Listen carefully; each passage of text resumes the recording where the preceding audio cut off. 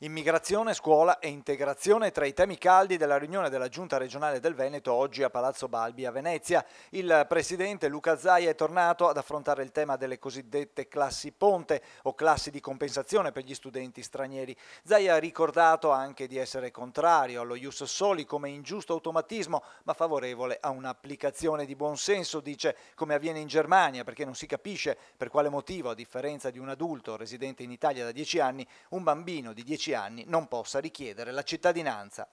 Ma nel totale rispetto dei bimbi immigrati e dei nostri bambini, perché ci possa essere una vera integrazione, l'integrazione vera non si ha quando si porta un ragazzino che non sa una parola di italiano in una classe nella quale tutti gli altri parlano in italiano. Sì, sarà pur vero che poi imparerà l'italiano, però è altrettanto vero che questo bambino sarà quantomeno emarginato per un gran pezzo della sua vita scolastica. Non è applicazione dello ius soli, ma è applicazione del buon senso. Lo ius soli non va perché non possiamo dare la cittadinanza a un bambino che nasce qui e poi non parlerà mai italiano nella sua vita se ne tornerà a casa dopo 3 giorni dalla nascita, perché questo accadrebbe.